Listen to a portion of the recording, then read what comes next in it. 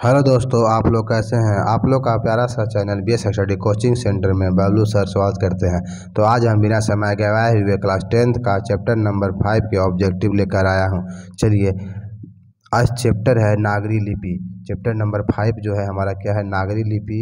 यदि आपको पूछेगा कि नागरी लिपि किसकी विद्या क्या है, तो निबंध। इनका लेखक कौन है, तो गुणाकर मूले जी। लेखक कौन है, गुणाकर मूले जी। चलो इसे याद कैसे रखेंगे, तो इसे याद रखने के लिए आप लोग देखिए, नागरी लिपि कहने से पता चल रहा है कि यह एक लिपि जो नगर का लिपि है। क्या है, नगर का। नगर का मतलब होता है शहर। नगर का मतलब क्या होता है, शहर। तो हम यहाँ याद करेंगे कि शहर में अधिक गुण वाले होते हैं। शहर में क्या होते हैं, अधिक गुण वाले होते हैं।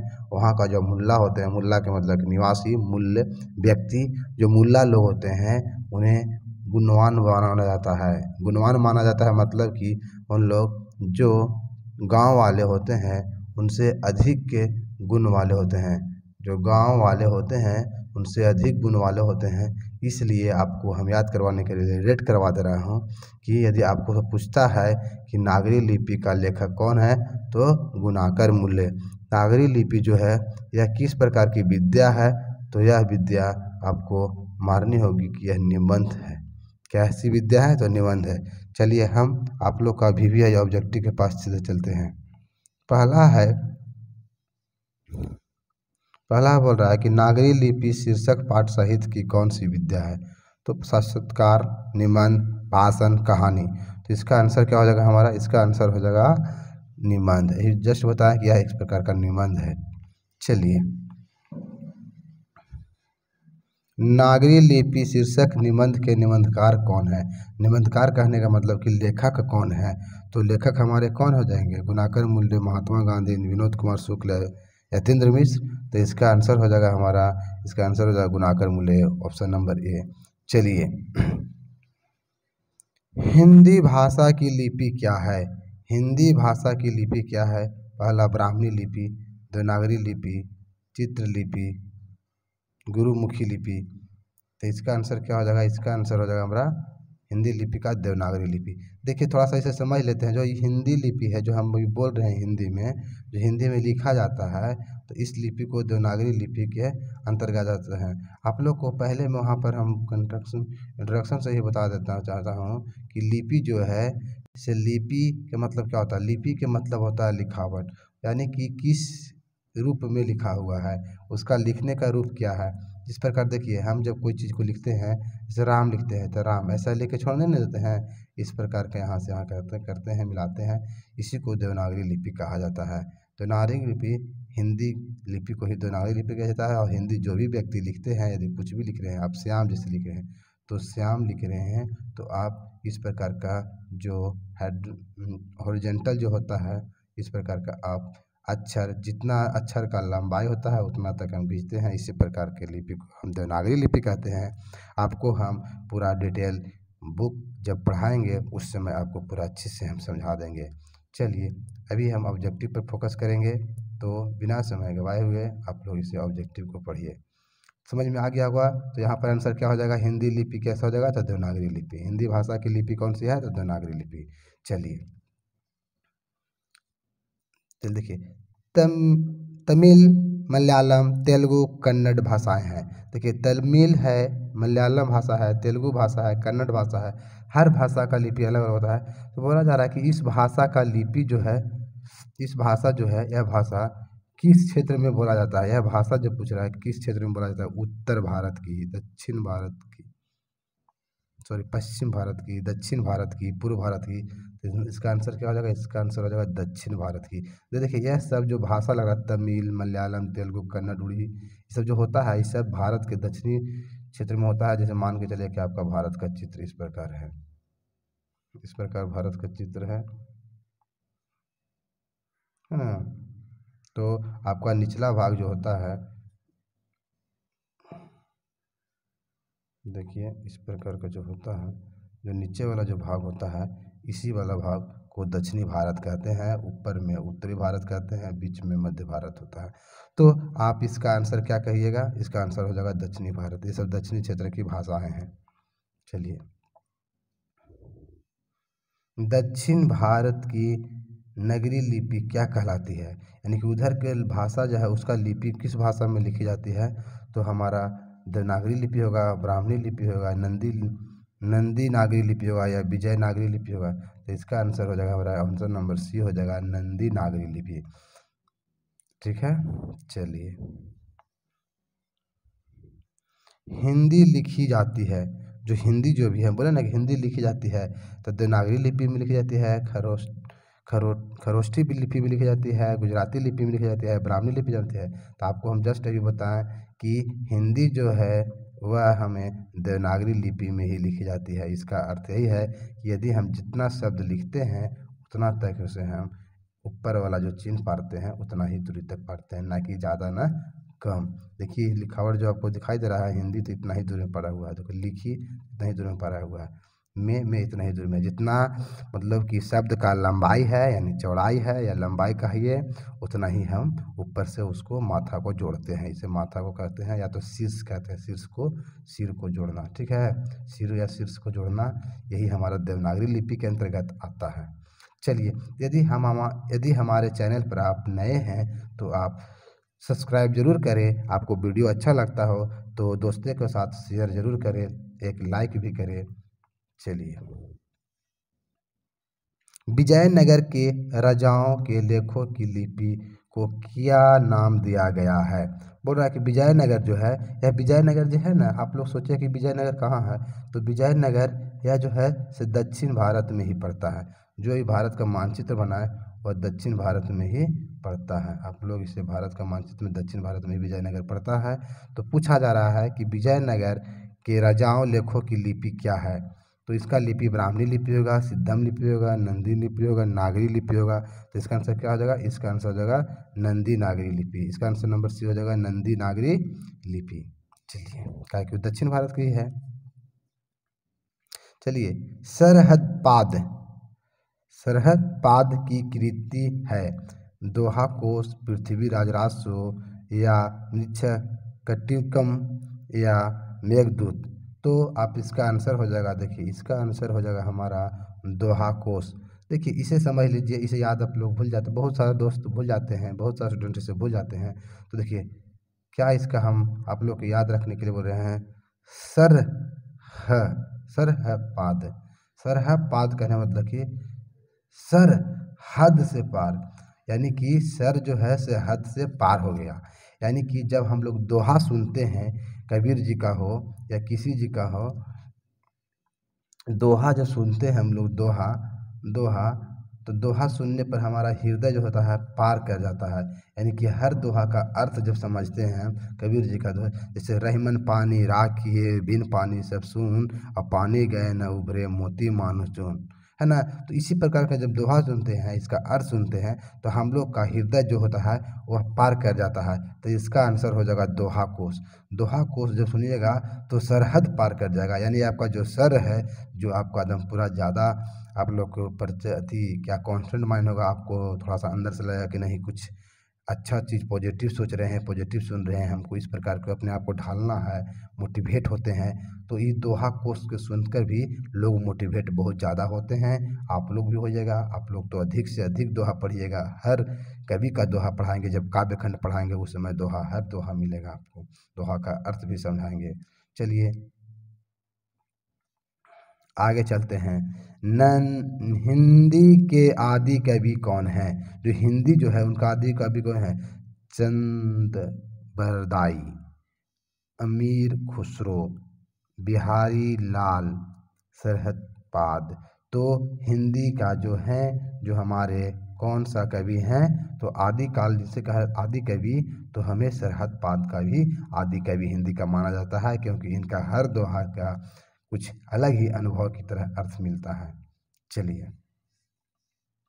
आगे देखिए, बोल रहे हैं कि 10वीं 11वीं सदी में किस रचना ने भारत यूरोप के बीच व्यापार संबंध के बारे में बताया है।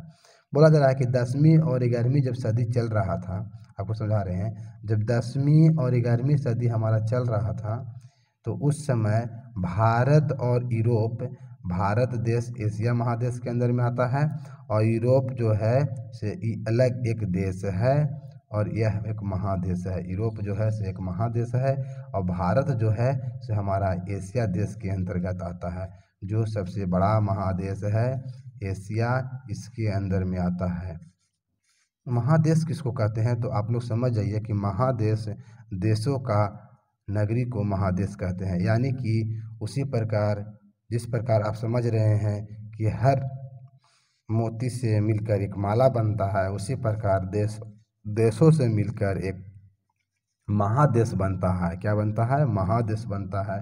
तो बोला जा रहा है यहाँ पर कि 10वीं और 11वीं के सदी में भारत और यूरोप के बीच व्यापार का संबंध, व्यापार मतलब कि जो लाना ले जाना, जैसे में आपके पर वस्त्र हो, खाद्य पदार्थ हो, मसाला हो वगैरह हो, तो यहाँ यूरोप लोग जो थे भारत से अधिक ले जाते थे। तो बोला जा रहा था कि किनके संबंध के बारे में बताता है, उस समय शासक कौन थे वहाँ का, मानो कि भारत में जो थे उस समय शासक किसका था, तो अकबर नामा का था या शाहनामा का था, पद्मावत का था या रामचरितमानस का था। तो यह घटना हमें क्या बोलते हैं, शाहनामा के समय हुआ था। जो शाहनामा जो व्यक्ति थे, राजा थे, उनके समय में यह घटना भारत और यूरोप के बीच संबंध के बारे में बताया जाता है। चलिए, 12वीं सदी के केरल के शासकों के सिक्कों पर वीर केरलस जैसे शब्द किस लिपि में अंकित है। यहाँ पर आपको लिपि भरना है कि ब्राह्मणी लिपि में, खरोटी लिपि में, गुजराती लिपि में या देवनागरी लिपि में। तो इसका आंसर हो जाएगा हमारा नंबर डी हो जाएगा देवनागरी लिपि में। देवनागरी लिपि के समय ही 12वीं सदी में केरल का शासकों के सिक्कों पर बृहस्पति से जैसे शब्द लिखे जाते हैं। किस लिपि में? तो देवनागरी लिपि में। चलिए, आप लोग को भली बात याद हो गया होगा, थोड़ा सा लंबा क्वेश्चन है, फिर भी आप ही सब पूछा हुआ क्वेश्चन है। चलिए, ईसा की 14वीं 15वीं सदी के विजयनगर के शासकों ने अपने लेखों की लिपि को कहा है। यानी कि विजयनगर के शासक जो थे वह लेखों की लिपि को किस लिपि से बुलाया है, तो नंदी नागरी लिपि। तो कि विजयनगर जो था से दक्षिण में था, आप इसे बिहचक जो दक्षिण वाला भारत को नंदी लिपि से ही नंदी नागरी से ही लिया गया है, इसलिए आप इसे बिहचक नंदी नागरी ही इसे टिक करके आइएगा, आप उसे नहीं छोड़िएगा। 2023 के छात्रों को बहुत ज़्यादा VVI क्वेश्चन सब है। चलिए, उत्तर भारत में नागरी लिपि के लिए कब से मिलने बोल रहे हैं कि उत्तर भारत में नागरी लिपि के लिए कब से मिलने लगे। देखिए, मतलब बोल रहा है यहाँ पर कि उत्तर भारत जो है वहाँ नागरी लिपि के लिए कब से मिले, मतलब कोई सदी था जो दक्षिण में था पहले, अब उत्तर में आया, तो उत्तर में किस काल से आया, किस समय आया, 8वीं सदी में आया, 5वीं सदी में आया, 8वीं सदी में आया, 6ठी सदी में आया, 9वीं सदी में आया, 4थी सदी में आया। आपको भुलाने के लिए 5वीं सदी भी ऑप्शन दे सकता है, तो आप याद रखिएगा कि ये इसका आंसर हो जाएगा 8वीं सदी। क्या हो जाएगा? 8वीं सदी के समय, जब 800 ईस्वी चल रहा था, उस समय सदी मतलब शताब्दी, जब उस समय चल रहा था, उस समय आपका उत्तर भारत में नागरी लिपि आया। चलिए, आगे चलते हैं। क्वेश्चन नंबर 14 है, नागरी लिपि के प्रारंभिक लेख हमें कहाँ से मिलते हैं। यानी कि बोल रहे हैं कि नागरी लिपि जो है उसका प्रारंभिक अभिलेख कहाँ से मिलता है, जो अभिलेख है वो कहाँ से मिलता है, तो पूर्वी भारत से मिलता है, पश्चिमी भारत से मिलता है, दक्षिणी भारत से मिलता है, उत्तरी भारत से मिलता है। तो आप इसका आंसर हो जाएगा दक्षिणी भारत से। देखिए, आपको हम बोल रहे हैं बार बार कि जो भी हम लोग का अभिलेख मिला वो दक्षिण भारत से ही मिला है, विजयनगर वगैरह से ही मिला, तो हमें दक्षिणी भारत ही हो जाएगी। चलिए, बेतमा दान पत्र किस समय का है, या बेतमा जो है वह दान पात्र है, इसका समय पूछ रहा है, तो इसका 1020 यानी कि 1020 ईस्वी में ही होगा। 1021, 1022, 1023, इसका बेहिचक आंसर आप मारिएगा कि 1020। याद कैसे रखिएगा? 1020, आराम से, कितना अच्छा कहने में लग रहा है। 10-20 कब? तो बेतमा दान पत्र 10-20। दान कोई करता है तो 10-20 न करता है जी, इससे ज़्यादा दान नहीं करता है। तो आप बेहिचक यानी कि बेतमा यानी कि आत्मा के अनुसार यदि आप किसी को दान देना चाहेंगे, बहुत सा हर बच्चा, हर व्यक्ति, बड़ा हो या छोटा हो या मीडियम परिवार का हो, लोग 10-20 दान करना चाहते हैं। यदि आप कहीं पूजा पाठ करने भी जाते हैं तो 10-20 आपके यहाँ दान पात्र में डालते हैं। तो आपके पास 10 का सिक्का रहता है या 10 का नोट रहता है, तो आप उसे 80 परिवार दे देते, चलो 10 रुपया है दे देते हैं, कोई दिक्कत नहीं है, अब 5 का जमाना तो चला गया। चलिए ठीक है, तो आप लोग आगे देखिएगा। चलिए 16 है, रामायण की रचना किस भाषा में है? जो रामायण जो रचा गया है इस किस भाषा में रचा गया है? संस्कृत, हिंदी, उर्दू, अंग्रेजी। तो यह बोला जाए इसका संस्कृत भाषा में होगा। इससे जरूर याद है पुराण, महाभारत यह सब संस्कृत भाषा में ही किया गया है। देखिए आप लोग मेरे चैनल पर यदि पहली बार विजिट कर रहे हैं तो आप मेरा सब्सक्राइब जरूर करें। यदि आपको वीडियो अच्छा लगता हो, मोटिवेट लगता हो, आपको लगता है कि कुछ हमें इन्हें पढ़ने से हमें कुछ ज्ञान प्राप्त हुआ है, हमें कुछ क्लियर डाउट हुआ है, जो डाउट क्लियर हो गया, तो आप ज़रूर सब्सक्राइब करें, अपने दोस्तों के साथ शेयर करें ताकि, और बेल आइकन बटन भी दबा लें ताकि आपको हर नोटिफिकेशन आपको सबसे पहले आपको मिल जाएगी। हमारी हर वीडियो का नोटिफिकेशन आपको सबसे पहले मिलेगी। चलिए क्वेश्चन नंबर 17 है, सिद्धम क्या है? मंत्र है, सिद्ध योगी है, साधु है, एक प्रकार की लिपि है। तो देखिए सिद्धम भी एक प्रकार की लिपि है, सिद्धम भी एक प्रकार की लिपि है। इस लिपि को हम आपको थोड़ा सा दे देते हैं। जिस प्रकार देवनागरी लिपि था, तो देवनागरी लिपि जो था उस पर हम लोग माथा जोड़ते थे। इसमें सिद्धम लिपि में हम लोग माथा नहीं जोड़ते हैं। जैसे मैं आपको एग्जाम्पल में बता देते हैं, जैसे राम लिखे तो राम लिखे तो ऊपर में जो ऐसे करते ना है, जैसे देखिए राम ऐसा किए, तो ये इसमें नहीं करते हैं, इसमें करते हैं और इसमें नहीं करते हैं। यही हमारी सिद्धम लिपि कहलाता है। यानी कि माथा को सर को नहीं जोड़ना। जैसे आप लिख रहे हैं कुछ में नहीं, तो नहीं लिखें आप, तो नहीं लिखे तो जोड़े ना माथा। और सिद्धम लिपि में क्या होगा, नहीं जोड़ेगा, जोड़वे नहीं करेगा, ऐसा ही छोड़ देता है। तो इसी प्रकार के लिपि को हम सिद्धम लिपि कहते हैं, जो देखने में उतना सुंदरता नहीं बढ़ाएगी जितना सुंदरता। जैसे योगी लिखा हुआ है, तो योगी लिखा हुआ तो इसका माथा जोड़ा हुआ ना है। आप लोग आप अच्छी तरह समझ गए होंगे, बहुत ज़्यादा हम एग्जाम्पल ले लिए। चलिए तो इसका आंसर क्या हो जाएगा, एक प्रकार का लिपि हो जाएगा। चलिए आगे चलते हैं। क्वेश्चन नंबर 18, किसे देवनागरी की संज्ञा दी गई है? बोल रहे हैं कि किसे देवनागरी की संज्ञा दी गई? प्रयाग का, काशी का, मथुरा का, उज्जैन का। तो इसका आंसर हो जाएगा हमारा काशी हो जाएगा, ऑप्शन नंबर बी हो जाएगा। काशी को देवनागरी की संज्ञा दी गई है, मतलब उसे देवनागरी की संज्ञा माना गया है। चलिए महिर भोज की ग्वालियर प्रशस्ति किस भाषा में है? देखिए प्रशस्ति कहने का मतलब है कि महिर भोज जो व्यक्ति का नाम है, महिर भोज जो व्यक्ति का नाम है, यह ग्वालियर के रहने वाले थे। यह प्रशस्ति किस भाषा में है? तो इसका जो महिर भोज का भाषा है वह किस भाषा से रिलेटेड थे? तो प्राकृत भाषा से या अपभ्रंश से या संस्कृत से, हिंदी से। तो इसका आंसर हो जाएगा, आंसर नंबर सी हो जाएगा, संस्कृत से। क्या हो जाएगा, आंसर नंबर सी हो जाएगा, संस्कृत से। चलिए क्वेश्चन नंबर 20, गुणाकर मूल्य जी का जन्म कहाँ हुआ? देखिए गुणाकर जी का मूल्य का जन्म कहाँ हुआ?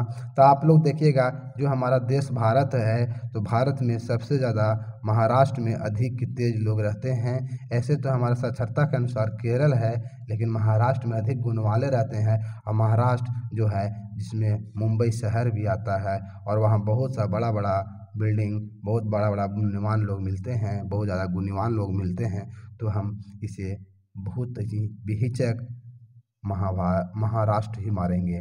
गुणाकर मूल्य जी का जन्म कहाँ हुआ, स्तर पूछेगा तो हम महाराष्ट्र मारेंगे, कदापि नहीं छोड़ेंगे, काहे कि वहाँ अधिक गुण वाले होते हैं, अधिक गुणगार लोग होते हैं।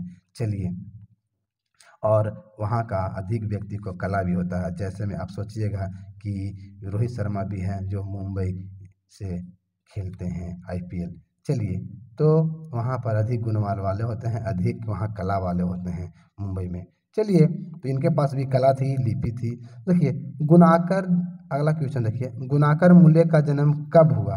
इनका जन्म कहा जाए तो 1935 में, 1936 में, 1937 में, 1938 में। तो इसका आंसर हो जाएगा 1935 ईस्वी में गुणाकर मूल्य जी का जन्म हुआ, महाराष्ट्र में हुआ। याद रखिएगा, महाराष्ट्र में हुआ, 1935 ईस्वी में हुआ। आगे की ओर चलते हैं। क्वेश्चन नंबर 22, इन्होंने किस पुस्तक में पुरानी लिपियों की विस्तृत जानकारी दी है?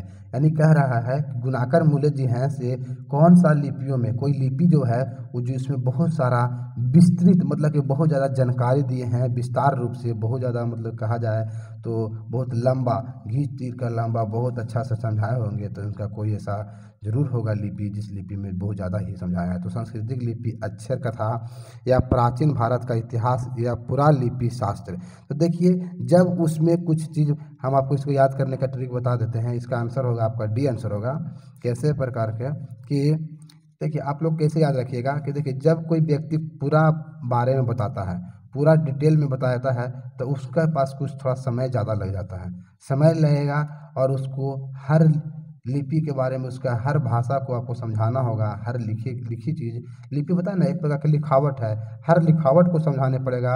और यदि कोई नहीं समझता है तो उसे शस्त्र अस्त्र के रूप में, यानी कि शास्त्र के रूप में आपको अच्छी तरह समझाएंगे, तभी आपको विस्तृत जानकारी मिलेगी।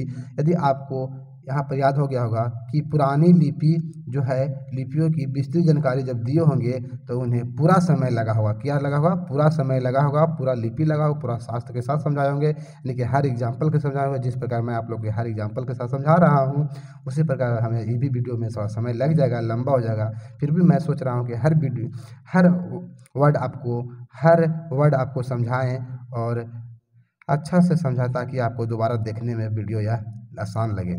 यदि आपको समझ में नहीं आता हो तो आप इसे दोबारा वीडियो जरूर देखें। चलिए फिर से समझ में आ जाएगा। क्वेश्चन नंबर 23, गुप्तों की राजधानी पटना को क्या कहा जाता होगा? कह रहा है कि जब गुप्त काल चल रहा था, उस समय गुप्त काल जब चल रहा था, उस समय राजधानी पटना था, उसका किस नाम से जाना जाता होगा?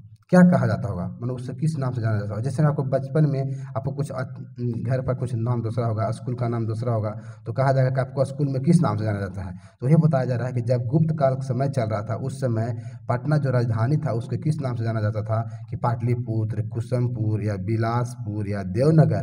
तो उस समय देवनगर के नाम से ही जाना जाता था। क्या नाम से था? देवनगर के नाम से ही जाना जाता था। ठीक है, कि कब? जब गुप्त काल के समय। चलिए, गुणाकर मूल्य ने विभिन्न विषयों पर कितने हैं? अब यह बहुत सारा विषय लिखे हैं, बहुत सारा भाषाओं में लिखे हैं, तो इनका बोल रहा जा रहा है कि कितने निबंध लिखे हैं। और यह एक निबंधकार हैं। कितने निबंध लिखे हैं? तो 1500 से अधिक, 2500 से अधिक, 3500 से अधिक, 4500 से अधिक। तो इसका आंसर हो जाएगा हमारा नंबर बी हो जाएगा, 2500 से अधिक। 2500 से अधिक हो जाएगा, ऑप्शन नंबर बी हो जाएगा। चलिए, इस्लामी शासन का भारत में प्रारंभ काल है। बोल रहा है कि इस्लामी शासक का भारत में प्रारंभ काल, जब इस्लामी शासक आए तो उस समय किस काल का चल रहा था, किस सदी चल रहा था? 12वीं सदी, 13वीं सदी, 14वीं सदी, 15वीं सदी। तो उस समय हमारा 13वीं सदी चल रहा था। कब चल रहा था? 13वीं सदी। आपको जब हम हिस्ट्री पढ़ाएंगे तो बताएंगे कि उस 13वीं सदी में सबसे पहले अरब वासियों आए थे भारत में। ठीक है, तो आगे की ओर हम देखते हैं ऑब्जेक्टिव।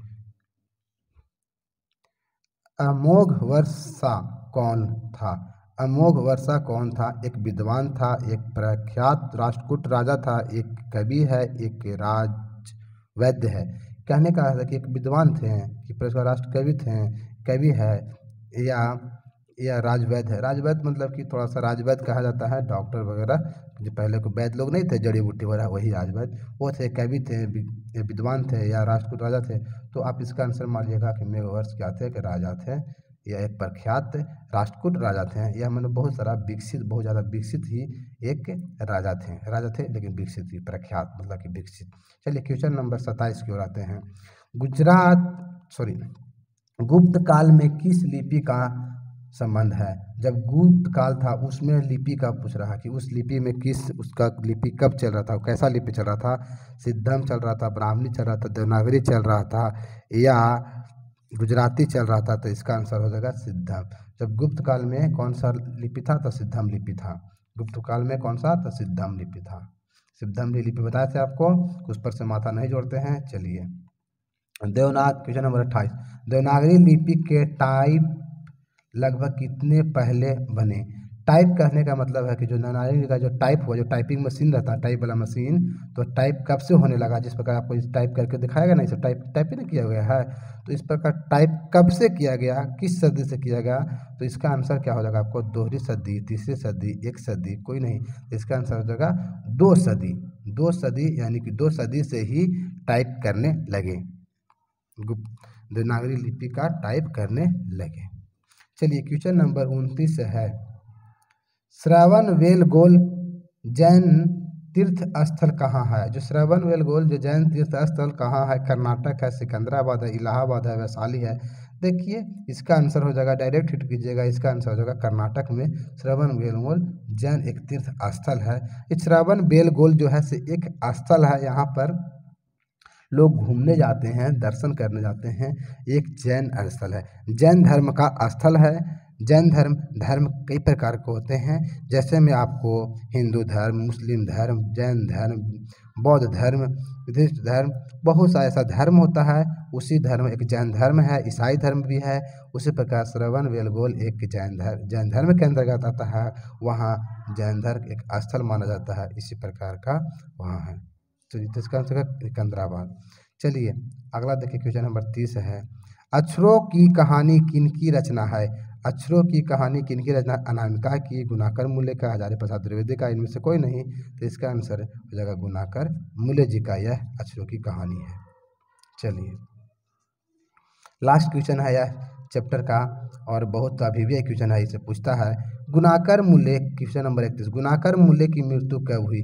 अभी ने हम मृत्यु के समय आ गए हैं, तो इस समय इनका अब लास्ट क्वेश्चन इन्हीं पर अंत करते हैं, क्योंकि इनके बारे के बाद हम अब इस चैप्टर के बारे में ऑब्जेक्टिव अगले बार वीवीआई के रूप में फिर लेके आएंगे। तो देखिए ऑब्जेक्टिव क्वेश्चन नंबर 31 में ऑप्शन जो दिया है कि ऑप्शन नंबर ए दिया है 1995, 1999, 2005, 2009। तो यह हमें जो गुणाकर मूल्य जी थे, इनका पहले आपको याद करवाते हैं कि जन्म जो था 1935 ईस्वी में था, और इनका मृत्यु डेट 2009 ईस्वी में हुआ।